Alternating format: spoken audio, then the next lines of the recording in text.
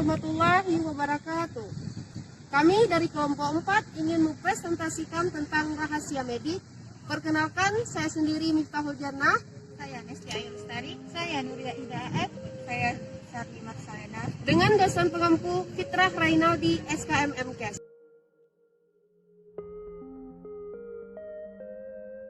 Baiklah, saya akan menjelaskan tentang rahasia medik. Berapa banyak dari kalian yang tahu tentang rahasia medik? Rahasia medik adalah segala sesuatu yang dianggap rahasia oleh pasien yang terungkap dalam hubungan medis dokter dan pasien, baik yang diungkap secara langsung oleh pasien maupun yang diketahui oleh dokter ketika melakukan pemeriksaan fisik dan pemeriksaan penunjang. Teman-teman pasti ingin tahu apa sih yang dimaksud dengan pemeriksaan fisik dan pemeriksaan penunjang? Pemeriksaan fisik adalah proses medis yang harus dijalani, hasilnya dicatat dalam rekam medis yang digunakan untuk menegakkan diagnosis dan merencanakan perawatan lanjutan. Pemeriksaan fisik akan dilakukan secara sistematis mulai dari kepala hingga kaki.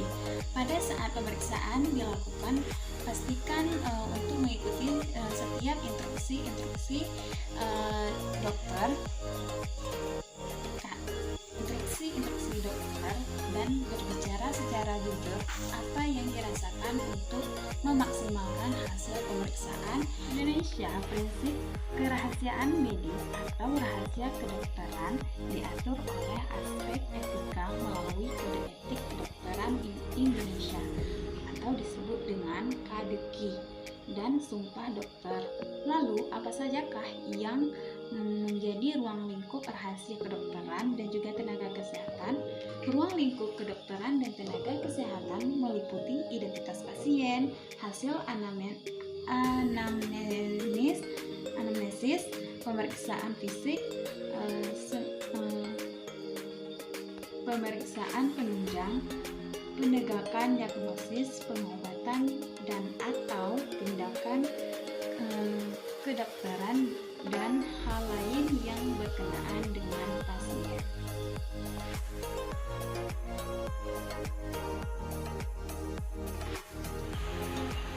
Baiklah, di sini saya akan menjelaskan tentang kasus rekam medis. Nah, kasus rekam medis ini sering terjadi di rumah-rumah sakit umum. Nah, kenapa kasus ini sering terjadi? Karena sebagian dokter membocorkan penyakit seorang pasien kepada khalayak umum atau orang lain. Nah, bisa saja dokter membocorkan melalui media-media sosial seperti Facebook, WA, YouTube, dan lain sebagainya. Nah, di sini saya angkat sebuah kasus tentang seorang pasien yang positif COVID. Nah, seorang pasien yang positif COVID ini adalah orang tua dari si pelapor kasus tersebut. Nah, orang tua si pelapor kasus tersebut tidak ingin, bahkan anaknya tidak ingin kasus ini terbeber atau terbocor di media-media sosial atau kepada orang lain. Kenapa? Mungkin si anak tersebut tidak ingin orang-orang lain mengetahui bahwa orang tuanya positif COVID.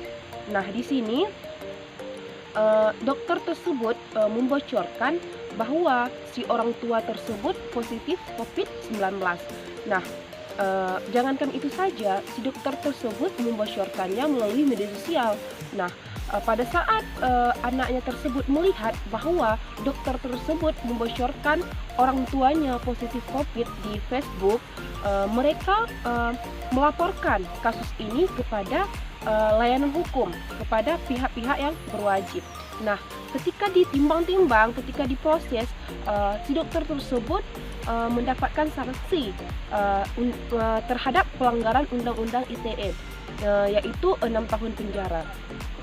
Nah, di sini si anak tersebut sangat kecewa karena mereka mempercayai kepada dokter tersebut agar kasus ini tidak terbeberkan atau tidak dibocorkan ke media sosial.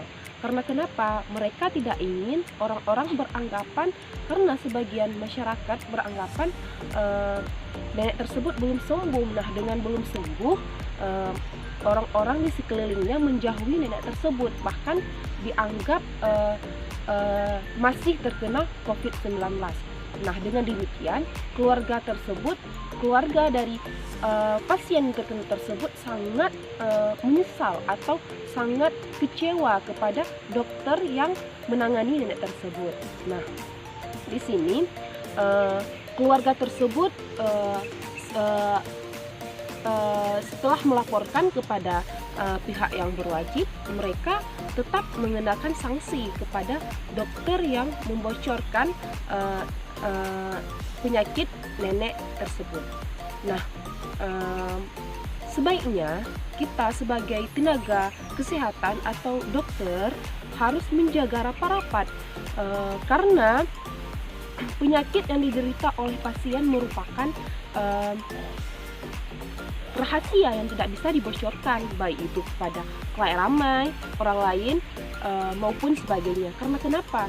Mungkin sebagian pasien tidak ingin identitas kesehatan atau identitas penyakitnya diketahui oleh orang lain.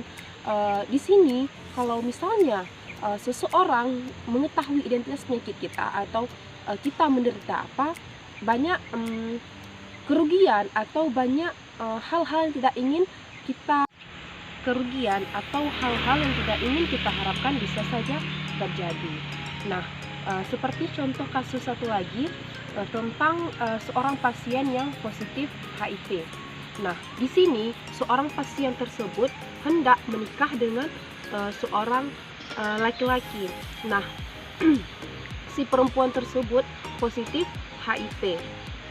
Dengan demikian, pada kasus ini si keluarga pasien mengetahui terhadap kasus HIV yang diderita si perempuan tersebut.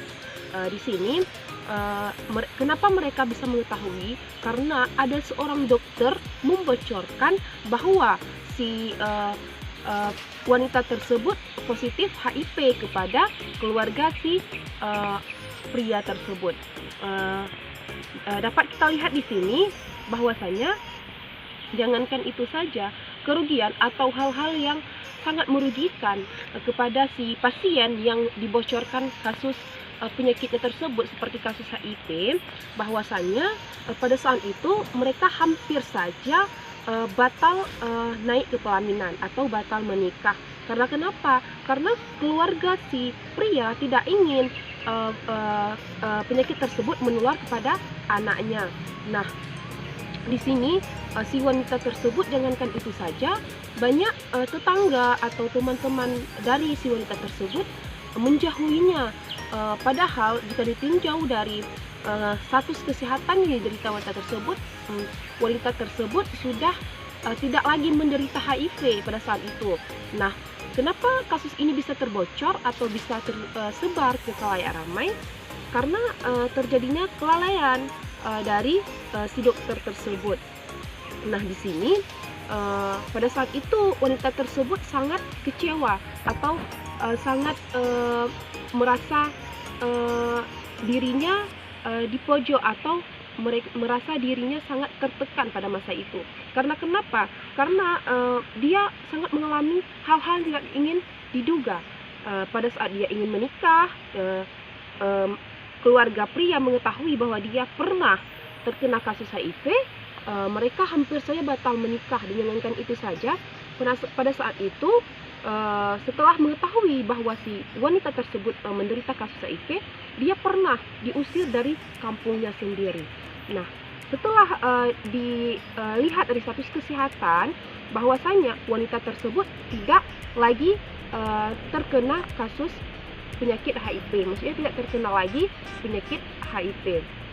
Nah, di sini wanita tersebut tidak melaporkan kepada pelayanan hukum karena si dokter tersebut sudah mengakui bahwa dirinya bersalah dalam hal ini. Nah, sebaiknya kita sebagai tenaga kesehatan atau sebagai pelayanan kesehatan harus menutup rapat-rapat agar kita tidak bersalah dalam hal ini. Karena jika kita bersalah, akan ada undang-undang tentang pelanggaran kasus medis ini yang akan dijelaskan oleh teman saya pada video berikutnya.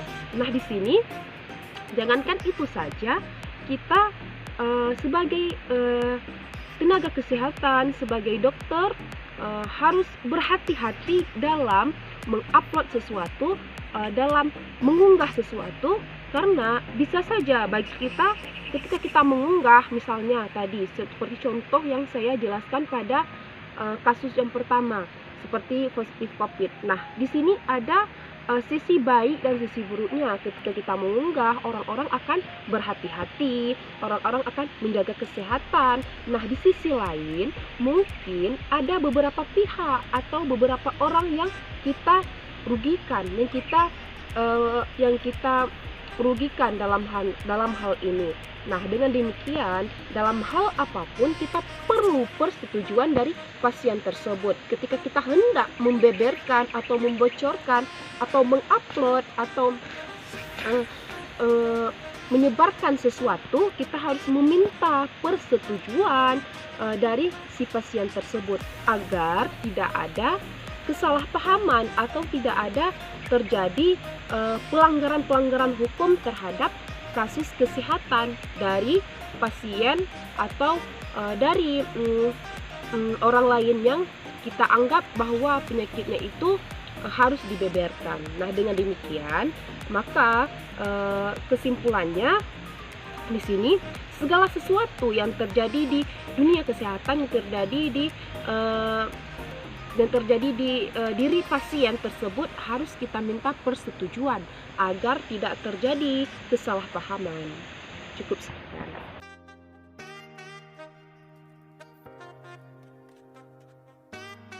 Assalamualaikum warahmatullahi wabarakatuh. Saya Liza Sylvia akan menjelaskan sedikit tentang hakikat rahasia.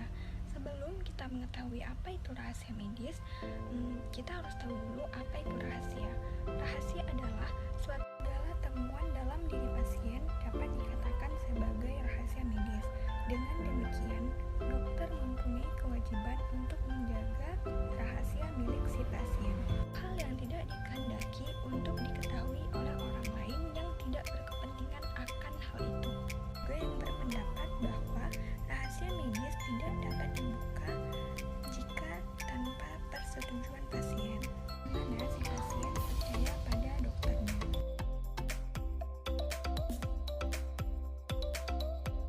Baik, selanjutnya saya akan menjelaskan pasal-pasal yang mengatur rahasia medik. Rahasia medik atau rahasia kedokteran merupakan data dan informasi tentang kesehatan seseorang yang diperoleh tenaga medis atau tenaga kesehatan pada waktu menjalankan pekerjaan atau profesinya. Ini adalah regulasi yang mengatur tentang rahasia medik, antara lain Pasal 48 Undang-Undang Praktik Kedokteran ayat ke-1. Setiap dokter atau dokter gigi dalam melaksanakan praktik kedokteran wajib menyimpan rahasia kedokteran. Ayat kedua, rahasia kedokteran dapat dibuka hanya untuk kepentingan kesehatan pasien, memenuhi permintaan aparatur penegak hukum dalam rangka penegakan hukum, permintaan pasien sendiri atau berdasarkan ketentuan perundang-undangan. Pasal 57 Undang-Undang Kesehatan. Ayat 1. Setiap orang berhak atas rahasia kondisi kesehatan pribadinya yang telah dikemukakan kepada penyelenggara pelayanan kesehatan. Ayat kedua, ketentuan mengenai hak atas rahasia kondisi kesehatan pribadi sebagaimana dimaksud pada ayat ke-1 berlaku dalam hal 1. Perintah undang-undang, kedua, perintah pengadilan, ketiga, izin yang bersangkutan, keempat, kepentingan masyarakat, dan kelima, kepentingan orang tersebut. Pasal 38 Undang-Undang Rumah Sakit. Ayat ke-1, setiap rumah sakit harus menyimpan rahasia kedokteran. Ayat kedua, rahasia kedokteran sebagaimana dimaksud pada ayat ke-1 hanya dapat dibuka untuk kepentingan kesehatan pasien, untuk pemenuhan permintaan aparat penegak hukum dalam rangka penegakan hukum atas persetujuan pasien sendiri atau berdasarkan ketentuan peraturan perundang-undangan. Pasal 73 Undang-Undang Nasional Kesehatan. Ayat ke-1, setiap tenaga kesehatan pelayanan kesehatan wajib menyimpan rahasia kesehatan penerima pelayanan kesehatan. ayat kedua, rahasia kesehatan penerima pelayanan kesehatan dapat dibuka hanya untuk kepentingan kesehatan penerima pelayanan kesehatan, pemenuhan permintaan aparatur penegak hukum bagi kepentingan penegakan hukum, permintaan penerima pelayanan kesehatan sendiri atau pemenuhan ketentuan peraturan perundang-undangan. Selanjutnya, Undang-Undang Nomor 36 tahun 2009 tentang kesehatan hak pasien. Dalam undang-undang ini diatur pada pasal 56 sampai dengan pasal 58. Hak pasien yang dilindungi dalam undang-undang ini adalah hak untuk menerima atau menolak sebagian atau seluruh tindakan medik setelah menerima dan memahami informasi mengenai tindakan tersebut secara lengkap. Hak atas rahasia medik sebagaimana diatur di dalam pasal 57 yang mengatakan bahwa setiap orang berhak atas rahasia kondisi kesehatan pribadinya yang telah dikemukakan kepada penyelenggara pelayanan kesehatan, dan hak untuk menuntut rugi atas kesalahan atau kelalaian dalam pelayanan kesehatan yang diterimanya. Nah, hal ini diatur pada pasal 8 ayat 2, penjelasan tentang resiko dan komplikasi tindakan kedokteran adalah semua resiko dan komplikasi yang dapat terjadi mengikuti tindakan kedokteran yang dilakukan, kecuali resiko dan komplikasi yang sudah menjadi pengetahuan umum.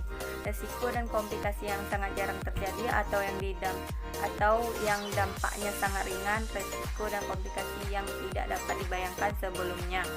Hal ini diatur pada pasal 8 ayat 3, penjelasan tentang prognosis meliputi prognosis tentang hidup matinya, prognosis tentang fungsinya, dan prognosis tentang kesembuhan. Hal ini diatur dalam pasal 8 ayat 4. Selanjutnya, syarat izin tertulis seperti yang telah dijelaskan di pembahasan awal tentang informed consent, yaitu bentuk izin bila dinyatakan dengan tegas. Informed consent dapat diberikan secara lisan dan atau secara tertulis. Hal ini juga diatur dalam pasal 2 ayat 2. Namun, ada beberapa tindakan kedokteran yang mengharuskan persetujuan atau informed consent tertulis. Hal ini diatur dalam pasal 3 ayat 1 yang mengatakan bahwa setiap tindakan kedokteran yang mengandung resiko tinggi harus memperoleh persetujuan tertulis yang ditandatangani oleh yang berhak memberikan persetujuan.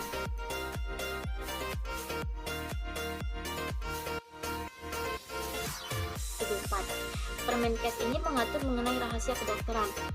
Ruang lingkup rahasia kedokteran. Rahasia kedokteran adalah data dan informasi tentang kesehatan seseorang yang diperoleh tenaga kesehatan pada waktu menjalankan pekerjaan atau profesinya. Pengertian ini diatur dalam pasal 1 angka 1 yang kemudian diatur dalam pasal 3 ayat 1 mengenai ruang lingkupnya yang menyatakan bahwa rahasia kedokteran mencakup data dan informasi mengenai A. Identitas pasien. B. Kesehatan pasien meliputi hasil anamnesis, pemeriksaan fisik, pemeriksaan penunjang, penegakan diagnosis, pengobatan atau tindakan kedokteran. Dan C.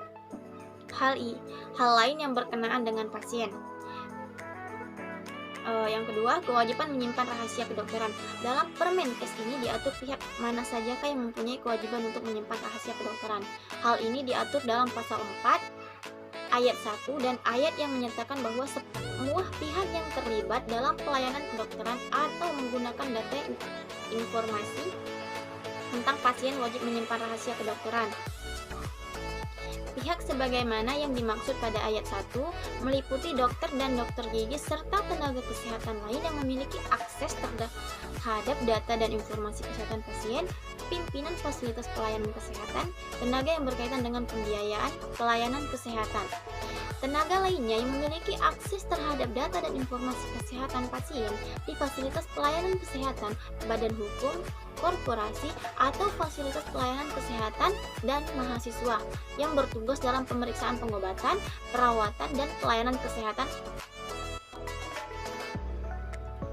mengenai jangka waktu kedokteran diatur dalam pasal 3 yang menyatakan bahwa kewajiban menyimpan rahasia kedokteran berlaku selamanya walaupun pasien telah meninggal dunia.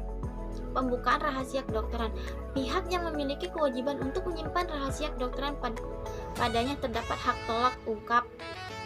Namun terdapat pengecualian mengungkap salah satunya apabila hal tersebut diatur di dalam peraturan perundang-undangan. Dalam Permenkes ini diatur mengenai pengecualian tersebut dan kondisi-kondisi bagaimana yang memungkinkan untuk membuka rahasia kedokteran. Hal ini diatur dalam pasal 5 ayat yang menyatakan bahwa rahasia kedokteran dapat dibuka hanya untuk kepentingan kesehatan pasien, memenuhi permintaan aparatur penegak hukum dalam rangka penegakan hukum, permintaan pasien sendiri atau berdasarkan ketentuan peraturan perundang-undangan. Pasal 5 Permenkes nomor 36 tahun 2012 tentang rahasia kedokteran. Ayat 1, rahasia kedokteran dapat dibuka hanya untuk kepentingan kesehatan pasien, memenuhi permintaan aparatur penegak hukum dalam rangka penegakan hukum, permintaan pasien sendiri atau berdasarkan ketentuan perundang-undangan. 2. Pembukaan rahasia kedokteran sebagaimana dimaksud pada ayat 1 dilakukan terbatas sesuai kebutuhan. Pasal 9 Permenkes nomor 36 tahun 2012 tentang rahasia kedokteran. Ayat 3. Pembukaan rahasia kedokteran dalam rangka kepentingan umum sebagaimana dimaksud pada ayat 1 dilakukan tanpa membuka identitas pasien. Ayat 4. Kepentingan umum sebagaimana dimaksud pada ayat 1 meliputi audit medis. A. Ancaman kejadian luar biasa atau wabah penyakit menular. B. Penelitian kesehatan untuk kepentingan negara. C. Pendidikan atau penggunaan informasi yang akan berguna di masa yang akan datang. D. Ancaman keselamatan orang lain secara individual atau masyarakat. Ayat 5. Dalam hal pembukaan rahasia kedokteran untuk kepentingan sebagaimana dimaksud pada ayat 4, huruf B dan huruf E, identitas pasien dapat dibuka kepada institusi atau pihak yang berwenang untuk melakukan tindak lanjut sesuai ketentuan peraturan perundang-undangan. Pasal 10 Permenkes nomor 269 tahun 2008 tentang rekam medik. Ayat 1, informasi tentang identitas diagnosis, riwayat penyakit, riwayat pemeriksaan, dan riwayat pengobatan pasien harus dijaga kerahasiaannya oleh dokter gigi, tenaga kesehatan tertentu, petugas pengelola dan pimpinan sarana pelayanan kesehatan. Ayat 2, informasi tentang identitas diagnosis, riwayat penyakit, riwayat pemeriksaan, dan riwayat pengobatan dapat dibuka dalam hal A. Untuk kepentingan kesehatan pasien. B. Memenuhi permintaan aparatur penegak hukum dalam rangka penegakan hukum atas permintaan pengadilan. C. Permintaan dan persetujuan pasien sendiri. D. Permintaan institusi atau lembaga berdasarkan ketentuan perundang-undangan. Dan E. Untuk kepentingan penelitian, pendidikan atau audit medis sepanjang tidak menyebut identitas pasien. Nah, ayat 3, permintaan rekam medik untuk tujuan sebagaimana dimaksud pada ayat 2 harus dilakukan secara tertulis kepada pimpinan sarana pelayanan kesehatan. Hak rahasia medis. Peraturan Menteri Kesehatan Permenkes nomor 36 tahun 2012. Peraturan Menteri Kesehatan Permenkes nomor 36 tahun 2012 merupakan peraturan pelaksanaan dari pasal 48 ayat 1 Undang-Undang nomor 29 tahun 2000. Permintaan aparatur penegak hukum dalam rangka penegakan hukum, permintaan pasien sendiri atau berdasarkan ketentuan peraturan perundang-undangan. Pembukaan rahasia kedokteran untuk kepentingan kesehatan pasien sebagaimana dimaksud pada pasal 5 meliputi kepentingan pemeliharaan kesehatan, pengobatan, penyembuhan, dan perawatan pasien. Untuk membuka rahasia mengenai hal ini, maka diperlukan persetujuan dari pasien dan keperluan administrasi, pembayaran asuransi, atau jaminan pembiayaan kesehatan. Hak atas akses rekam medik. Peraturan Menteri Kesehatan Permenkes nomor 269 tahun 2008. Sejak berlakunya Peraturan Menteri Kesehatan nomor 269 tahun 2008, penyelenggaraan rekam medis haruslah berdasarkan peraturan ini. Permenkes ini juga mengatur mengenai hak pasien terhadap rekam medis. Untuk rekam medis pada sarana pelayanan kesehatan, rumah sakit wajib disimpan sekurang-kurangnya untuk jangka waktu 2 tahun, terhitung dari tanggal terakhir pasien berobat. Setelah batas waktu dilampaui, rekam medis dapat dimusnahkan.